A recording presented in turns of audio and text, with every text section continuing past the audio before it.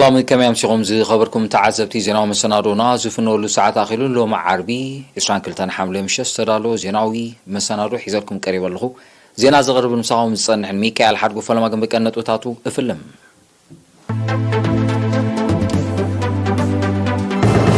لومي بستقبر مرمراتات شعات زيغاتات بكورنا فارس ميكافون كرغاغتون كولو كتلم بوليس ايرترا بمحضر عز سلطنو مابالاتو امرو اب تحتي هاكوسه ستطرنفو تكالات اب كباب ما حجه عسته شفلستا تخيل اب زيناتات وصاي منغست مالي اب هاغرو ككايت صنحته لخطات عقاب سلام سراج حورات هاغراتكم زفوسين اب روسيا كتما تريبولي اب منغو تغلانوتي بجلتات حال جتو اب العلي سوريا صنع زلو بيناوي زي حقا وغداتات كل على تشاينا دقيمات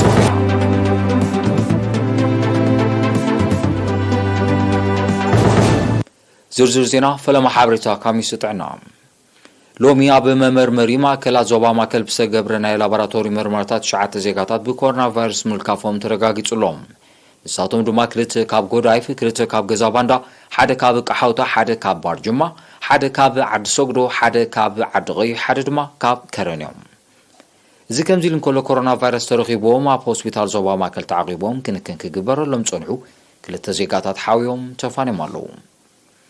بز مسرت على لغوص بكورونا فيروس تطلفو زيغاتات كسابلومي 9916 بتصحيلو 9944 كابزيوم حاويوم زتفانو 103 بموز زتفليو 69 دما غنا اب هوسبيتال تعقيبوم كنكن زغبرلهم زلو يوم نسرت عنا 20 كلتن حمله 20 كلتن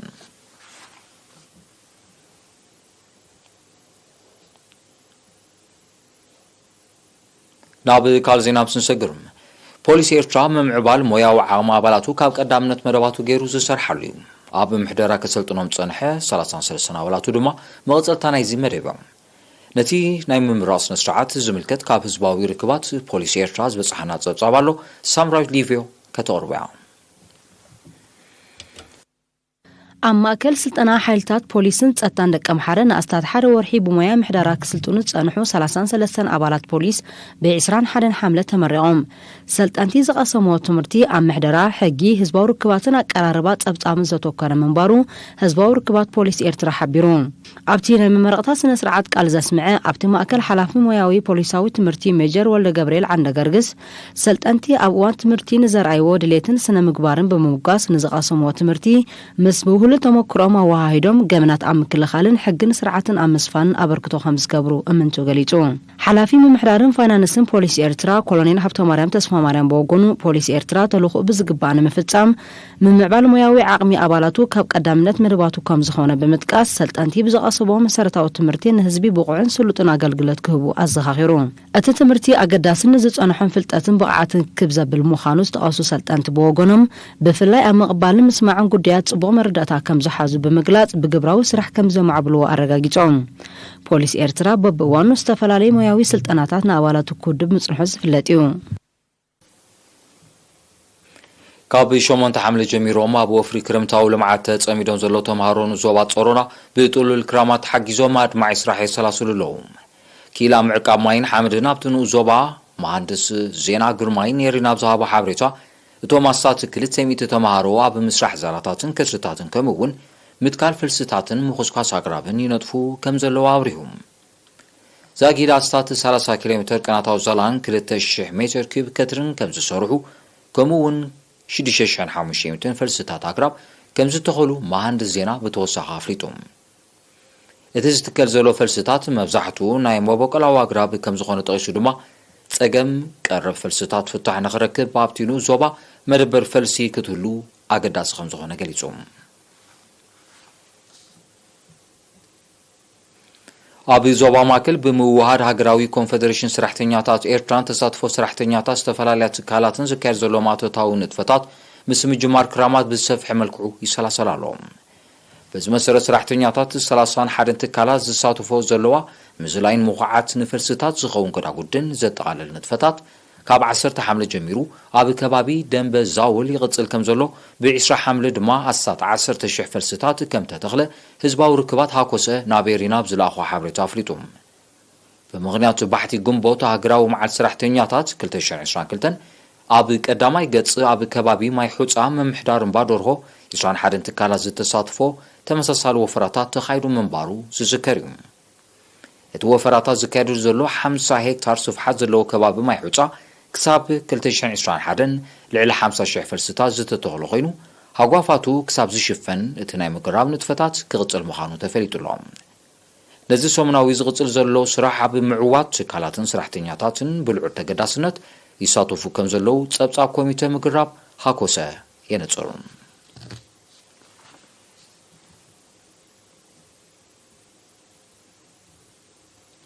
ዝኸበርኩም ተዓዘብቲ ዝስዕብ ሃገራዊ ዜናታትን ምክታልኩም ክትቀጽሉ ደጊመ ብኽብሪ ዕድም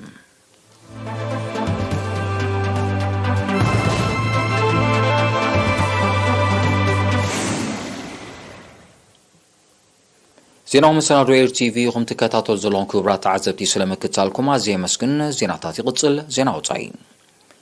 መንግስቲ ማሊ ኣብ ሃገሩ ክካየድ ጸንሐ ተልእኾታት ዓቃብ ሰላም ሰራዊት ውድብ ሕብራት ሃገራት ክውንዘፍ ትማሊ 21 ሓምለ ወሲኑ ቀንዲ ምኽንያት ናይቲ ስጉምቲ ሃገራዊ ጸጥታዊ ጉዳይ ምዃኑ ዝገለጸ መንግስቲ ማሊ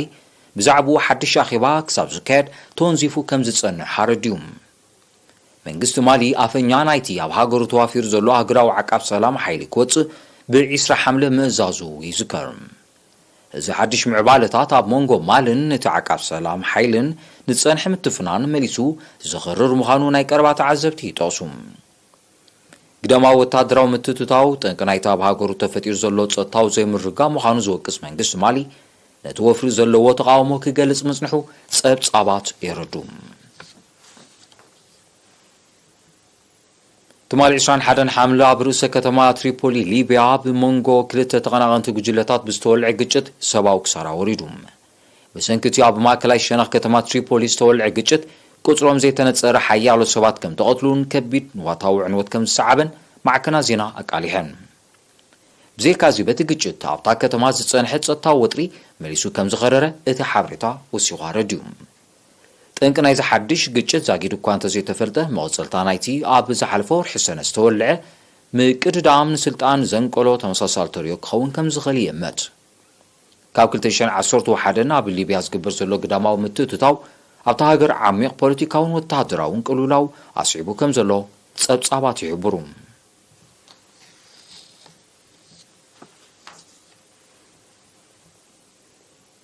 ኣብ ልዕሊ ሶርያ ጸኒዑ ዘሎ በይናዊ ዘይሕጋዊ እገዳታት ክለዓል ቻይና ትማሊ 21 ሓምለ ደጊማ ጸዊዓ ምክትል ቀዋሚ ወኪል ቻይና ኣብ ውድብ ሕብራት ሃገራት ዳይ ቢንግ ኣብ ልዕሊ ሶርያ ጸኒዑ ዘሎ እገዳ ቀንዲ መሓንቆ ቁጠባዊ ፖለቲካውን ዲፕሎማስያውን ገስጋስ ኮይኑ ከም ዘሎ ብምጥቃስ ኣብ ዝቕልጠፈ ግዜ ክለዓል ኣዘኻኺሩ እቲ በይናዊ ስጉምቲ ኣብ ልዕሊ ህዝቢ ሶርያ ከቢድ ተጽዕኖ ፈጢሩ ከም ዘሎ ዝገለጸ ዳይ ቢንግ ባይቶ ጸጥታ ሕብራት ሃገራት ኣብ ልዕሊ ኣተግበርቱ ጸቕጢ ክገብር ተማሕጺኑ ልኡላውነትን ግዛታዊ ሓድነትን ሶርያ ክኽበር ትድግፍ ቻይና ኣብታ ሃገር ዝግበር ዘሎ ግዳማዊ ምትእትታው ብትሪ ክትቃወሞ ምጽናሓ ይግለጽ ኣብ ሶርያ ብሰንኪ ግዳማዊ ምትእትታው ተኸሲቱ ዘሎ ኩሉ መድያዊ ቅልውላው ከይኣክል ሃገራት ምዕራብ በቐንዱ ድማ ኣሜሪካ ኣብ ልዕሊ እታ ሃገር ኣጽኒዓቶ ዘላ በይናዊ እገዳታት ነቲ ኩነታት መሊሱ ኣኽሪርዎ ከም ዘሎ ይጥቀስ ትማሊ 21 ሓምለ ኣብ ብራዚል ኣብ ልዕሊ ጉጅለ ገበነኛታት ብዝተኻየደ ሰፊሕ ወተሃደራዊ ስርሒት ዝበዝሑ ካብቶም ገበነኛታት ብውሕዱ 18 ሰባት ከም ተቐትሉ ተገሊጹ ብዘይካዚ በቲ ኣብ ሻውላት ከተማ ሪዮ ዲ ጄኔሮ ዝተኻየደ ስርሒት ብርክት ዝበለ ተተኮስቲ ኣብ ትሕቲ ቁጽጽር ከም ዝወዓለ እውን ተፈሊጡሎም እቲ ወፍሪ ዕውት ምንባሩ ዝጠቐሱ ኣዘዝቲ ፖሊስታ ከተማ ብዝሰፍሐን ዝተራቐቐን መልክዑ ከም ዝቕጽል ሓቢሮም ኣብ ከተማ ሪዮ ዲ ጄኔሮ ኣንጻር ጉጅለ ገበነኛታት ስርሒት ክካየድ ናይ ፈለማ እኳ እንተዘይኮነ ኣብታ ከተማ ዝካየድ ምትሕልላፍ ዕፀ ፋርስ ዝምታ ቅትለት ጾታዊ ዓመፅን ካልእ ገበናትን እናወሰኸ ክመጽእ መጽርሑ ግና ጸብጻባት ይረዱ ማእከላይ ባንክ ኤውሮጳ በዓሉታት ተጸሊኑ ዘሎ ቁጠባ ኣባል ሃገራት ዞባ ዩሮ ንምምሕያሽ ኣብ ወለድ ወስኽ ክግበር ትማሊ 21 ሓምለ ወሲኑ በቲ ውሳነ መጠን ወለድ 0.5 ሚእታዊት ክውስኽ ምዃኑ ማእከላይ ባንኪ ኤውሮፓ ኣፍሊጡሎ እንተኾነ ግን ዋጋታት መሰረታዊ ሃለኽቲ ነገራት ነዳድን ባህርያዊ ጋዝን ኣብዚ ዓመት እዚ ብ8.6 ሚእታዊት ምንሃሩ ጸብጻባት ሓቢሮም እዚ ኣሃዝ እዚ ካብቲ ማእከላይ ባንክ ኤውሮፓ ኣውፂዎ ዝነበረ ናይ 2 ሚእታዊት ግምት ናህሪ ዋጋታት ብልዑል መጠን ዝዛይድ ብምዃኑ ኣብ መጠን ወለድ ተወሳኺ ዕቤት ክግበር ከገድዶ ምዃኑ እዮም ክኢላታት ቁጠባ ዝገልጹ ዘለዉ ብሪጣንያን ኣሜሪካን ገጢሞን ዘሎ ቁጠባዊ ዝቕባብን ናህሪ ዋጋታትን ምፍኻስ ኣቐዲመን ተመሳሳሊ ናይ ምውሳኽ መጠን ወለድ ስጉምቲ ከም ዝወሰዳ ይፍለጥ ሃገራት ምዕራብ ብጉዳይ ኩናት ዩክሬን ኣብ ልዕሊ ሩስያ ብዝወሰኖ እገዳታት ቀረብ ነዳድን ባህርያዊ ጋዝን ብምስንኻሉን ዋጉ ብምውሳኹን በቲ ሓደ ሰንሰለት ቀረባት ብምብታኹ ድማ በቲ ካልእ ቀንዲ ግዳይ ናይቲ ስጉምቲ ኮይነን ከም ዘለዋ እዩ ዝግለጽ ባጤራ ዩሮ ምስ ባጤራ ዶላር ኣሜሪካ ብምንጻር እውን ኣብ ዝሓለፈ 20 ዓመታት ኣብ ዝተሓተ ደረጃ ወሪዱ ከም ዘሎ እዩ ዝሕበር ምትፍናን ሃገራት ዞባ ኤስያ ፓሲፊክ ናብ ዘይተደለየ ግጭት ከይምርሕ ከም ዘስግእ ተገሊጹ እዚ ዝተሓበረ ሚኒስትር ምክልኻል ጃፓን ኣብ ዘውፅኦ ዓመታዊ ጸብጻብ ሩስያን ቻይናን ዝፈጠሮ ጸጥታዊ ስጋት ንዓበየ ከም ዝመጸ ብምጥቃስ ኣብ ምዝዛም ናይዚ ዓመት እዚ ኣብ ሃገራዊ ጸጥታ ክለሳ ክግበር ኣብ ዝጸዋዕሉ እዩ እቲ ሚኒስትሪ ሎሚ 22 ሓምለ ኣብ ዘውፅኦ ጸብጻብ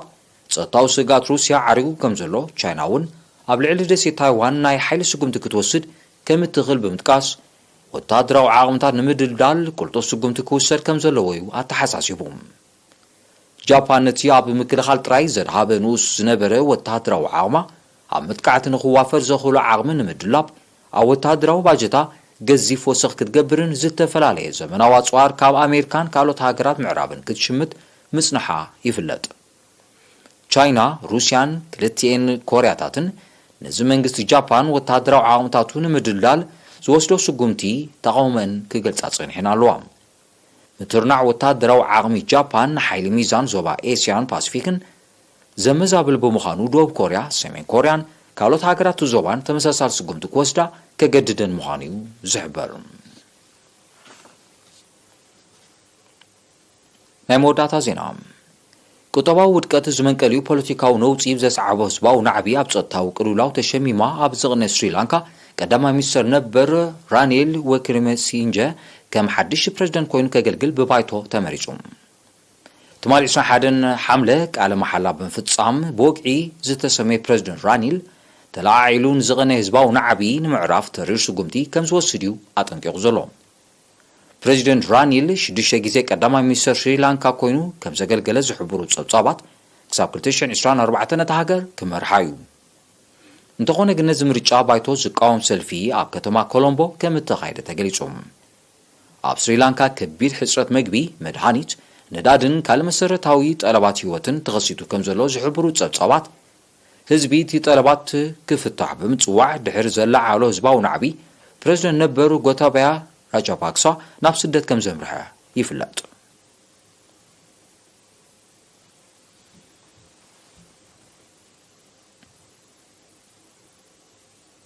ዝኸበርኩም ተዓዘብቲ ንሎ ምሽት ተዳሎ ዜና ምስናዶ ንምዛም ኣርሳት ዜና ክደግመልኩም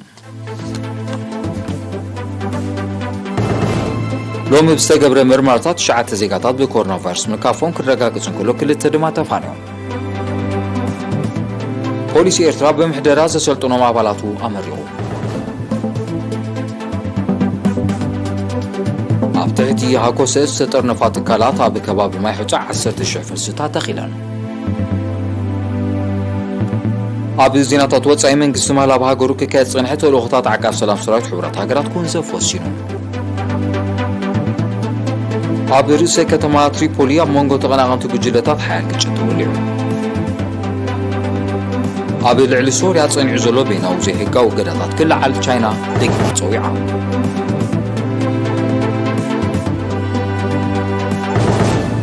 ዝኸበርኩም ተዓዘብቲ ንሎም ምሽት ዝተዳለወ ዜናታት ኣብዚ ፍጸም ስለምክትታልኩም ኣዝየ መስግን ተኸታታይ ፊልም ፍርዲ መሬት መበል 35 ክፋል ጽዕባ ተቕርብያ ብወገን ይግን ሰላም